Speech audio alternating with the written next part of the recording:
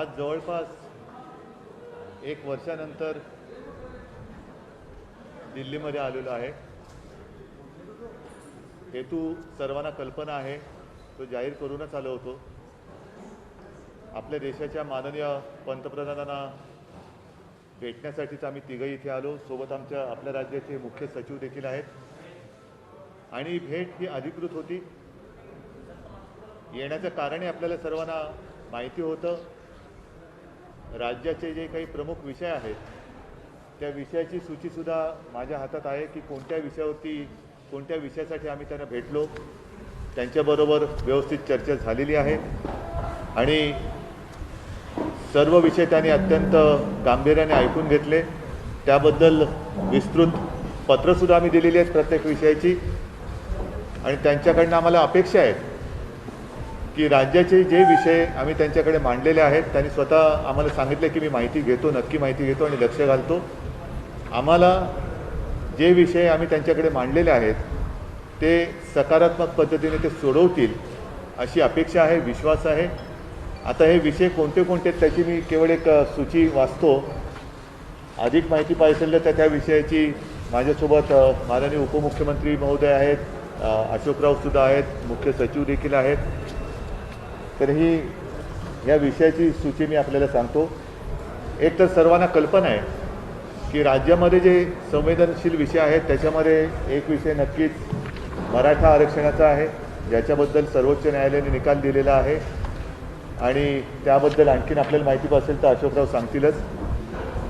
तसाच दुसरा एक महत्त्वाचा विषय आहे तो इतर मागासवर्गीयांचं पंचायत राज संस्थेच्या निवडणुकीतील राजकीय आरक्षण, त्याहीबद्दल एक कोर्टाचा निर्णय लागलेला आहे। त्याहीबद्दल आम्ही सांगितलं कारण हा विषय संपूर्ण देशाचा होऊ शकतो, तर देशामध्ये हा विषय वाढू शकतो आणि हा देशपातळीवरचा विषय आहे। नंतरचा एक आहे तो मागासवर्गीयांचे बढतीमधील आरक्षण, हा एक विषय आहे। नंतर चौथा विषय जो आहे तो म्हणजे मेट्रो कार शेडसाठी कांजूरमार्ग येथील जागेची उपलब्धता, त्याच्याबद्दल एक चर्चा झालेली आहे। साहजिकच आहे जो विषय नेहमी चर्चेला जातो तो म्हणजे जीएसटीचं येणं, हे वेळेवर येणं, याच्यासाठी सुद्धा आम्ही त्यांना विनंती केलेली आहे। आणखीन एक जो महत्त्वाचा विषय आहे तो शेतकऱ्यांच्या आयुष्याशी निगडीत आहे, ते म्हणजे पीक कर्ज जसं असतं तसं पीक विमा। त्या विम्याबद्दल ज्या काही अटीतटी शर्ती आहेत, आपल्याला कल्पना असेल की महाराष्ट्रामध्ये बीड मॉडेल एक आम्ही केलेलं आहे, बीडचं मॉडेल। त्या अनुषंगाने त्याही सूचना आम्ही त्यांना सांगितलेत की आपण तशा सूचना आपण यांना द्याव्या प्रशासनाला। नंतर राज्यामध्ये बल्क ड्रग पार्क त्या स्पर्धात्मक निविदेस मंजुरीसाठी हा एक विषय, त्याच्याबद्दल त्यांच्याशी बोललेलो आहे। महत्त्वाचा विषय जो मी किंवा आम्ही मुंबईमध्ये बोललेलो आहोत आणि तिथूनसुद्धा त्यांना विनंती केली होती, ती आज प्रत्यक्ष भेटून केली। गेले काही वर्ष आपल्याला म्हणजे महाराष्ट्राला जो किनारपट्टीचा भाग आहे तिथे चक्रीवादळं ही येऊन आदळत आहेत। एक 8-15 दिवसापूर्वीसुद्धा एक वादळ आपल्याला जेमतेम स्पर्श करून गेलं आणि त्यांनीसुद्धा नुसतं स्पर्श केला तरी मोठा दणका दिलेला आहे। तर अशा वेळेला जी मदत असते त्या मदतीचे निकष हे आता जुने झालेले आहेत। NDRFचे जे असतात नॉर्म ते बदलणं हे गरजेचं आहे, कारण ती मदती अपुरी पडते। राज्य सरकारने गेल्याही वेळेला निकष बदलून जे निकष आहेत NDRFचे त्याच्यापेक्षा अधिक मदत गेल्याही वेळेला केली, याही वेळेला केली, पण हे निकष मुळामध्ये NDRFचे बदलले गेले पाहिजे। 9वा विषय जो आहे तो 14व्या वित्त आयोगातील थकीत निधी तो मिळण्यासाठी एक आहे शहरी स्थानिक संस्थांसाठी। तसंच 14व्या वित्त आयोगातील थकीत निधीची परफॉर्मन्स ग्रँटी हा बोललो तोच विषय आहे। आणि आणखीन एक महत्त्वाचा विषय जो प्रत्येकाचे एक दिवस असतात, पर्यावरण दिन असतो, आणखीन काही दिन असतो, तसं आपल्याला सर्वांना कल्पना आहे की एक मराठी भाषा दिन असतो। तो मराठी भाषा दिन आल्यानंतर मराठी भाषेला अभिजात भाषेचा दर्जा मिळाला पाहिजे अशी तेव्हा एक तिकडे चर्चा होते। तर तोही जो प्रश्न केंद्र सरकारच्या दरबारी प्रलंबित आहे त्याहीबद्दल आम्ही विनंती केलेली आहे की राज्य सरकारकडून बरीचशी माहिती दिली गेलेली आहे, आणखीन काय माहिती पाहिजे असेल तर तीही आम्ही देऊ, पण मराठी भाषेला अभिजात भाषेचा दर्जा देण्याबद्दल लवकरात लवकर आपण सूचना द्या। तर अशा सगळ्या विषयांवरती त्यांच्याशी विस्तृतपणाने चर्चा झालेली आहे आणि जसं मी म्हटलं की ह्या सर्व बाबतीमध्ये आम्ही पत्रसुद्धा दिलेली आहेत. त्यांनी सांगितलेलं आहे की मी याच्यात नक्की माहिती घेतो आणि लक्ष घालतो. तर आम्हाला आशा आहे, अपेक्षा आहे आणि विश्वास आहे की लवकरात लवकर त्यांच्याकडनं याच्या सर्व बाबतीत सकारात्मक निर्णय होतील.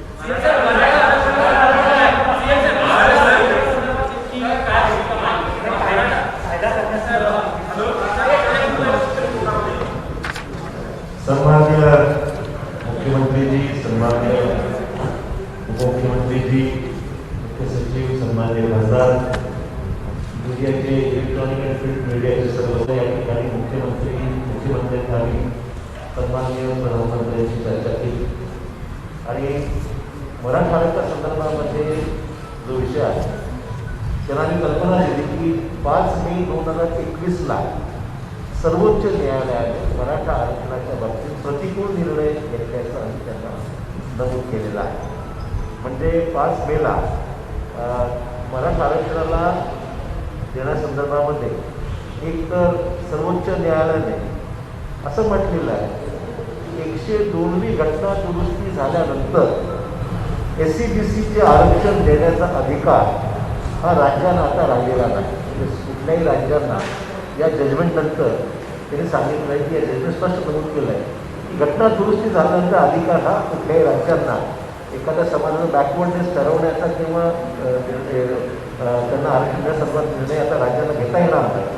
आणि दुसरं म्हणजे इंदिरा सहानीची जी मागची केस लॉ आहे तो लक्षात जर घेतला तर 50% आरक्षणाची मर्यादाही पार करता येणार नाही. हा 2 महत्त्वाचे विषय आता त्याची बॅकग्राऊंड मी त्यांना विस्तृत सांगितलेली आहे.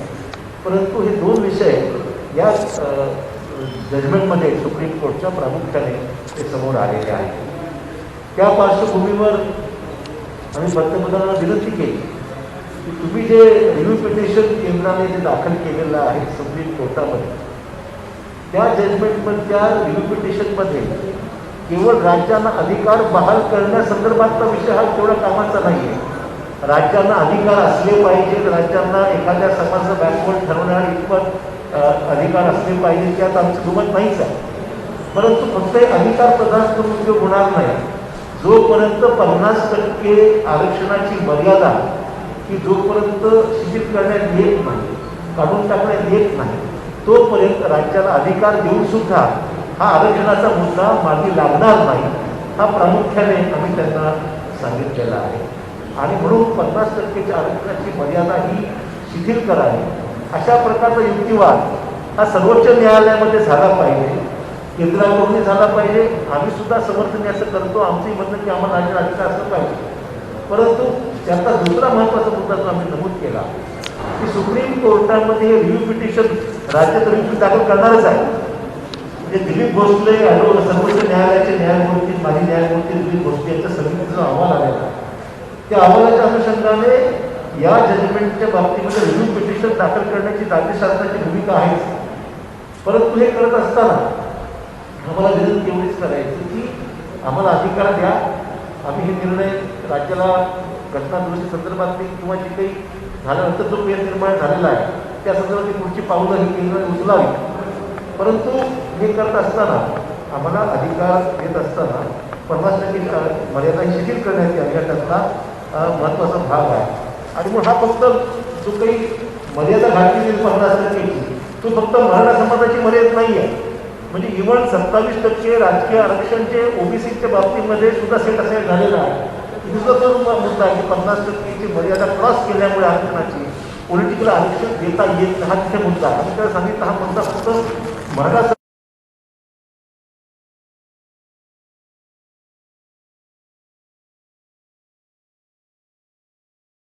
होता तो OBCंना, इतर मागासवर्गीयांना पंचायत राज्य संस्थेतील निवडणुकीतलं राजकीय आरक्षण होतं ते काढून टाकलं गेलं, त्याला स्थगिती दिली स्थानिक स्वराज्य संस्थांमधल्या. त्याच्यामुळं ग्रामपंचायत, पंचायत समिती, जिल्हा परिषद, नगरपालिका, महानगरपालिका ह्याच्यामध्ये 56,000 जागांच्यावर ह्याचा परिणाम झालेला आहे. आम्ही पंतप्रधानांना सांगितलं की भारत सरकारने 2011मध्ये ACCC केलं, त्याची माहिती राज्य सरकारला मिळाली तर त्या आरक्षणाचा अभ्यास करून अहवाल करता येईल. आणि ह्याच्यामध्ये निकालपत्रात SC, ST, OBC यांच्या एकत्रित आरक्षणाची मर्यादा 50% निश्चित केलेली आहे. त्यामुळे SC, ST बहुल जिल्ह्यामध्ये OBC प्रवर्गाला 27% कमी किंवा एखाद्या परिस्थितीत आरक्षणच मिळणार नाही. तर SC, ST, OBC यांच्या एकत्रित आरक्षणाची मर्यादित 50%ची तरतूद शिथिल करण्याच्या बद्दलची मागणी मुख्यमंत्री महोदयांनी आज तिथं केली. आणि SC, ST याचं आरक्षण घटनात्मक कॉन्स्टिट्यूशनल आहे, तर OBCचं आरक्षण वैधानिक आहे. त्यामुळं आपणास विनंती आहे की SC, ST आणि OBC आरक्षण कॉन्स्टिट्यूशनल करण्यासाठी घटनेमध्ये दुरुस्त करावी आणि हा प्रश्न कायमस्वरूपी सोडवण्यासाठी 2021च्या जनगणनेमध्ये देखील OBCची जनगणना करावी.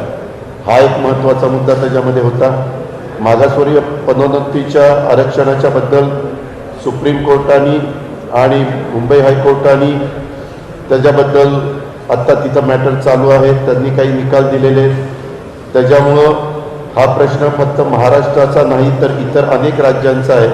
यासाठी संपूर्ण देशासाठी एकसारखं सर्वकष धोरण अवलंबण्यात यावं. या संदर्भात प्रलंबित याचिका लवकरात लवकर निकाली निघण्यासाठी केंद्र शासनाने सर्वोच्च न्यायालयाला विनंती करावी. मेट्रो कार शेडच्या संदर्भात आत्ताच मुख्यमंत्री महोदयांनी सांगितलं, राज्यांना GST काउन्सिलमध्ये पण अनेकदा आम्ही हा मुद्दा उपस्थित केला. मुख्यमंत्री महोदयांनी पत्र व्यवहार पण केलेला आहे. तरी देखील महाराष्ट्राला 24,306 कोटी रुपये GST भरपाईपोटी मिळणे बाकी आहे. ते कोविडचं अभूतपूर्व संकट संपूर्ण देशावर आहे, सगळ्या राज्यांच्यावर आर्थिक दिलासा देण्याकरता हे पैसे जर लवकरात लवकर मिळाले तर त्याचा निश्चितपणे सर्व राज्यांना उपयोग होणार आहे. महाराष्ट्राची रक्कम 24,306 कोटी आहे. पीक विम्याच्या बद्दल सातत्याने बीड मॉडेल आपल्या राज्यामध्ये जे गेल्या वर्षी राबवलं गेलं ते खूप लोकप्रिय झालं आणि मुख्यमंत्र्यांनी आमच्या कृषी मंत्र्यांनी सगळ्यांनी मागणी केलेली की बीड मॉडेल फक्त बीडपुरतं मर्यादित न ठेवता ते सगळ्या राज्यातल्या सर्व जिल्ह्यांना लागू करावं. आणि आत्ता फक्त केंद्र सरकारने ते बीडपुरतं लागू केलेलं आहे. तर तो प्रस्ताव आम्ही कृषी मंत्रालयामध्ये दिलेला आहे. तर त्याच्यामध्ये हे मॉडेल जर आपण केलं तर त्याचा खूप चांगल्या प्रकारचा परिणाम होणार आहे. शेतकरी पण समाधानी होणार आहे. बल्क ड्रग पार्क स्पर्धात्मक निविदेच्यासाठी आपण दिघी बंदराजवळ MIDCनं 250 एकर जागा निश्चित करून ठेवलेली आहे. ते बल्क ड्रग पार्क लवकरात लवकर महाराष्ट्रासाठी मंजूर करावं. 1,000 कोटी रुपयाचं अर्थसहाय्य देखील त्याकरता द्यावं. हा पार्क सुरू झाला तर औषध निर्मितीस मोठं प्रोत्साहन मिळणार आहे आणि राज्य सरकारने हे बल्क ड्रग पार्कसाठी काही प्रोत्साहन देखील जाहीर केलेली आहेत. त्याच्यात केंद्राची पण सहकार्य जर राहिलं तर आणखीन ते चांगलं होईल. नैसर्गिक आपत्ती जे NDRF आणि SDRF ह्याचे निकष 2015 साली केले. त्याच्यानंतर महाराष्ट्रात नैसर्गिक चक्रीवादळ आलं, निसर्ग चक्रीवादळ आलं, दुसरं तोक्ते चक्रीवादळ आलं. त्यामध्ये मुख्यमंत्र्यांनी NDRF आणि SDRFच्या पेक्षा 3.5 पट जास्त शेतकऱ्यांना देण्याचा निर्णय घेतला आणि गव्हर्नमेंट ऑफ इंडियाचे नॉर्म्स बाजूला ठेवून अधिकची रक्कम महाराष्ट्र सरकारने त्याच्यामध्ये घातली. तर मुख्यमंत्र्यांनी आज त्यांना सांगितलं की 2015चे नॉर्म्स आता आपण 2021मध्ये आहोत, तर ते आता तुम्ही बदला. ते बदलण्याची नितांत गरज आहे आणि केंद्राने याचा विचार करून त्याच्यामध्ये मार्ग काढावा. तसंच गेल्या 5 वर्षामध्ये महाराष्ट्रामध्ये 4 वेळेला चक्रीवादळं आली आणि चक्रीवादळं वारंवार येत असल्यामुळं सिंधुदुर्ग, रत्नागिरी, रायगड, ठाणे, पालघर, मुंबई हा जो काही समुद्र किनारा आहे, ह्या समुद्र किनाऱ्याला काही गोष्टी अशा केल्या पाहिजेत की ज्या परमनंट झाल्या पाहिजेत. मुख्यमंत्र्यांनी त्याच्याबद्दलची बैठक घेतली आणि त्याच्यात अंडरग्राऊंड केबल, विद्युत वाहिनी ते टाकायला सांगितल्यात. स्थलांतरित नागरिकांना निवारी उभारणे, पक्के निवारे उभारायचे, किनारा संरक्षण भिंत बांधणे, ह्या पायाभूत सुविधा द्यायची गरज आहे. त्याला 5,000 कोटी रुपये लागतात. आमचं म्हणणं की प्रत्येक वेळेस NDRF SDRFचे पैसे आणि काही राज्य सरकारचे पैसे हे कायमचं दुखणं दूर करण्याच्या करता गेले अनेक वर्षाचा अनुभव लक्षात घेऊन काय केलं पाहिजे त्याचा अतिशय चांगल्या प्रकारचा आराखडा आम्ही तयार केलेला आहे आणि तशा प्रकारच्या सूचना पण केंद्राकडनं आलेल्या होत्या. तर त्याला 5,000 कोटी रुपयाची मदत ही द्यावी. तसंच 14व्या वित्त आयोगातील थकीत निधी मिळण्याच्या करता जो शहरी भागाकरता असतो त्याच्यामध्ये 2018-19 आणि 19-20 परफॉर्मन्स ग्रँट कामगिरी अनुदान त्याला म्हणतात त्याच्याबद्दलचं संपूर्ण महाराष्ट्राला 14व्या वित्त आयोगातील थकीत निधी शहरी स्थानिकच्या करताचा आहे तो 1,444 कोटी 84 लाख रुपये अनुदान तातडीनं मंजूर करावं. आपण तशा वित्त मंत्रालयाला सूचना द्याव्यात असं मुख्यमंत्री महोदयांनी आणि हे केंद्र शासनाच्या गृहनिर्माण आणि शहरी व्यवहार मंत्रालयाकडे सगळं प्रस्ताव आमचे आलेले आहेत. युटिलायझेशन सर्टिफिकेट पण आम्ही भारत सरकारकडे पाठवलेला आहे. तो एक मुद्दा होता. त्याच्यानंतर 14व्या वित्त आयोगातील थकीत निधी मिळण्याबाबत हे पंचायत राजचं मगाशी सांगितलं ते शहराचं हे ग्रामीणचं याच्याकरता केंद्रीय ग्रामविकास मंत्रालयाने महाराष्ट्रास 2016-17ला 294 कोटी 84 लाख द्यायची शिफारस केली. असं 17-18ची 333 कोटी 66 लाख 2018-19 378 कोटी 91 लाख 2019-20 साठी 496 कोटी 15 लाख हे अद्याप वित्त विभागाकडे प्रलंबित आहे. आम्ही विनंती मुख्यमंत्र्यांनी महाराष्ट्राच्या वतीनं केली की 1,208 कोटी 72 लाख रुपये थकीत निधी तातडीनं मंजूर करावा आणि तशा प्रकारच्या सूचना प्राईम मिनिस्टर साहेबांनी वित्त विभागाला द्याव्या भारत सरकारच्या. आणि मराठी भाषेचा भाषेचा दर्जा देण्याच्या बाबत याच्यामध्ये बऱ्याचदा तशा पद्धतीनं सातत्याने विधिमंडळामध्ये मागणी येत होती आणि तशा प्रकारची मागणी आज मुख्यमंत्री महोदयांनी ही प्राईम मिनिस्टर साहेबांना त्या ठिकाणी केली आणि त्यांना सांगितलं की मराठी भाषेच्या करता आपण तातडीनं क्लासिकल लँग्वेज ह्याच्यामध्ये ह्याचा स्टेटस त्या ठिकाणी द्यावा. आणि तसंच 12वा विषय मुख्यमंत्र्यांनी त्यांना सांगितलं राज्यपाल नियुक्त 12 जागा रीतसर गव्हर्मेंट पूर्ण बहुमतात आहे. जो काही ठराव कॅबिनेटला करावा लागतो तो केला. आम्ही राज्यपाल महोदयांना भेटलो. आता एका व्यक्तीने PIL मुंबई हायकोर्टामध्ये दाखल केलेली आहे. आमच्या माहितीप्रमाणे त्याच्याकरता ॲफिडेव्हिट करून द्यायला सांगितलेलं आहे. तर या 12 जागा जवळपास आता 8 महिने झाले. तर त्याच्याबद्दलच्या सूचना प्राईम मिनिस्टरनी साहेबांनी गव्हर्नर साहेबांना कराव्यात की बाबा हे रीतसर त्यांचा प्रस्ताव आहे, बहुमत आहे त्या सरकारला आणि कॅबिनेटने ठराव केलेला आहे. नियमावलीमध्ये जशा प्रकारचे व्यक्ती निवडताना गोष्टी असाव्या लागतात त्या सगळ्याचा अंतर्भाव त्याच्यामध्ये केलेला आहे. तर तोही मुद्दा आता ते 12 नामनियुक्त सदस्य विधान परिषदेचे करावेत असे 12 मुद्दे पंतप्रधानांना मुख्यमंत्र्यांनी आणि आम्ही सगळ्यांनी सांगितले.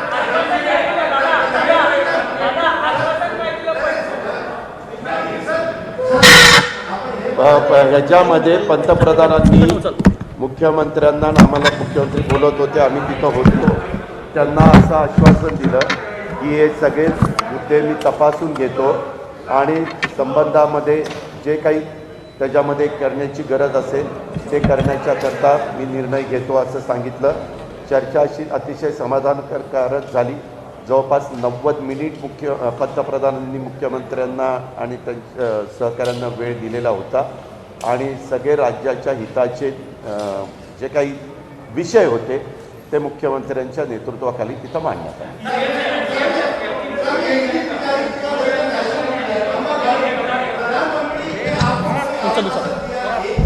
एक मिनिट मगाशी अशोकराव जो मुद्दा मांडत होते त्यावेळेला हे सगळं माझ्यासमोर होतं. सॉरी, मैं हमारे मीडिया के लोगों से दोबारा रिपीट इसलिए करता हूँ, शायद मेरे सामने माइक नहीं था उस वक्त. आज मराठा आरक्षणाच्या संदर्भामध्ये जे महत्त्वाचे मुद्दे आज पंतप्रधानांना सांगण्यात आले त्यामध्ये सर्वोच्च न्यायालयाने मराठा आरक्षणाच्या विरोधामध्ये निर्णय दिलेला आहे आणि म्हणून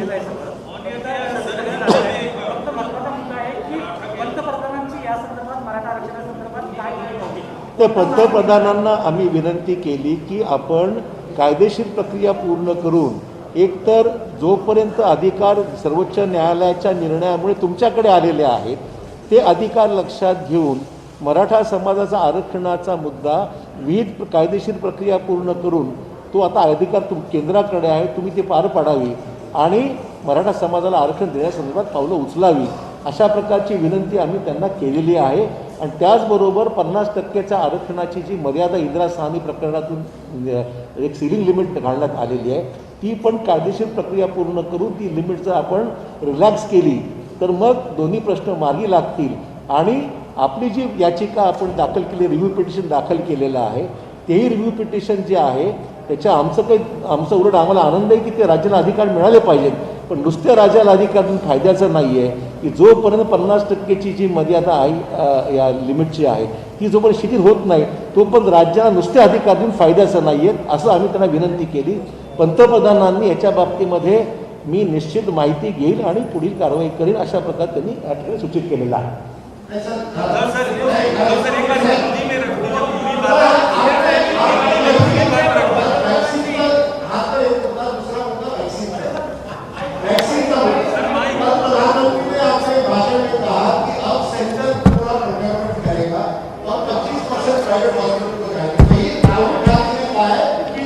प्राइवेट हॉस्पिटल को भी सब कुछ फ्री देना चाहिए। क्या महाराष्ट्र सरकार भी चाहती है कि सभी वैक्सीन को फ्री करें? क्या जो प्रधानमंत्री ने कल कहा उससे आप बिल्कुल सहमत हैं? आप किस तरह से देखते हैं जो प्रधानमंत्री ने कल कहा? क्योंकि उन्होंने कहा कि राज्य सरकार के दबाव में आकर उनको पहला निर्णय करना पड़ा 1.5 वर्ष का और उसके बाद अभी निर्णय को ले रहे हैं क्योंकि आपने अपना मन बदल दिया। तो किस तरह से आप देखते हैं पूरी वैक्सीन पर? एक बात तो सच है कि जल्द से जल्द अपने देश के जितने सारे नागरिक हैं उनको वैक्सीनेशन तो किया जाना चाहिए। और बीच में जैसे आपने कहा 18 to 44 केंद्र सरकार ने ये जिम्मेदारी राज्यों के ऊपर सौंपी थी और हमने भी तैयारी की थी। मैंने तो कई बार कहा था कि उम्र के हिसाब से देखें तो 18 से लेकर 44 इस उम्र में महाराष्ट्र में लगभग 6 करोड़ की आबादी है और उसके लिए 12 करोड़ डोज लगने वाले हैं क्योंकि एक बार में 2 बार देना पड़ता है। तो उसके लिए हमने पूंजी भी तैयार रखी है और जब भी वैक्सीनेशन हमने शुरुआत भी की थी लेकिन उसका जो सप्लाई है वो ठीक नहीं रहा, बीच में खंडित होते रहा और कल प्रधानमंत्री जी ने सारी जिम्मेदारी फिर से एक बार केंद्र के ऊपर ली है तो स्वाभाविक है हम उनको धन्यवाद देना चाहते हैं और अपेक्षा करते हैं कि बीच में जो सारी रुकावटें आ रही थी वो रुकावटें अब दूर हो जाएगी और जल्द से जल्द सिर्फ महाराष्ट्र ही नहीं अपना पूरा हिंदुस्तान और उसके नागरिक हैं उनको पूरा टीकाकरण हो जाएगा। सबको फ्री देना चाहिए, जैसे राहुल गांधी ने कहा है कि सबको फ्री देना चाहिए। नहीं, सबको फ्री मिलना चाहिए तो उनका अधिकार और ज़रूरत। आज अगर कोविड से बाहर निकलना है तो तुरंत वैक्सीनेशन की ज़रूरत है। फ्री देना तो अच्छी बात है लेकिन अगर कुछ मान लो कि कुछ लोग लेना चाहते हैं तो ले सकते हैं, जैसे कि वो सब्सिडी की बात हुई थी बीच में।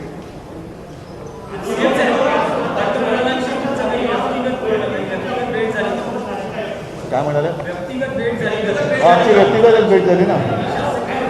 नाही, एक महत्त्वाचा मुद्दा असा आहे की आम्ही तिघही समाधानी आहोत कारण आजच्या आमच्या भेटीमध्ये कुठेही राजकीय अभिनिवेश नव्हता। अत्यंत शांतपणाने आणि समजूतदारपणाने जेवढे मुद्दे आम्ही मांडले की त्यांनी शांतपणाने ऐकून घेतले। त्याच्यात आम्ही जसं आता अजितदादांनी सांगितलं, अशोकरावांनी सांगितलं त्या विषयाबद्दल भूमिका नुसत्या मांडल्या नाही तर त्यांना पत्रसुद्धा दिलेली आहेत आणि म्हणून मला विश्वास आहे की ज्या पद्धतीने त्यांनी आमचं ऐकून घेतलेलं आहे, समजून घेतलेलं आहे ते ऐकून बघितल्यानंतर यामध्ये त्यांनी जसं सांगितलं की मी पूर्ण माहिती घेतो, लक्ष घालतो, तर आम्हाला नक्की विश्वास आहे की काही ना काहीतरी मार्ग निघेल।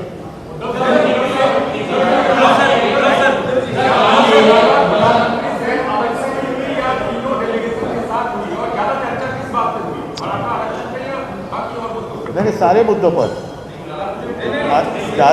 ज़्यादा और कम ऐसी कोई बात नहीं, विषय के अनुसार चर्चा हुई है, तो ऐसे नहीं कहा जा सकता कि इस विषय पर ज़्यादा बात हुई, इस विषय पर छोटी बात हुई।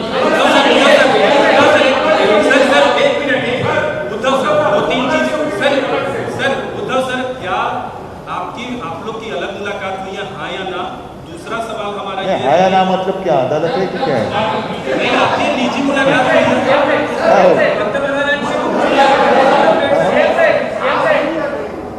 नहीं, हाँ या ना का मतलब क्या, अदालत से तय थोड़ी हो। आप प्रतिनिधि मंडल के साथ मिले हैं? सुनो, ऐसा है कि ये बात कभी मैंने छुपाई नहीं और छुपाने की आवश्यकता नहीं। आज राजनीतिक रूप में देखें तो हम उनके साथ नहीं हैं, लेकिन इसका मतलब ये नहीं कि हमारा रिश्ता टूट गया है। मैंने कल भी बात कही थी, मेरे एक साक्षात्कार में शायद लोकसत्ता ने लिया था तब, तो इसमें कोई गलत बात नहीं है कि मैं अगर मिलूँ, मैं कोई नवाज शरीफ से नहीं मिलने गया था, तो ऐसे अगर उनको कुछ मिले, मैं एक व्यक्तिगत रूप में मिलूँ, अगर मैं मिल भी लूँ, आज भी अभी मेरे साथी हैं, उनको कहूँगा कि मुझे दोबारा जाकर मिलना है, तो गलत बात क्या है उसमें? बिल्कुल सर, मराठा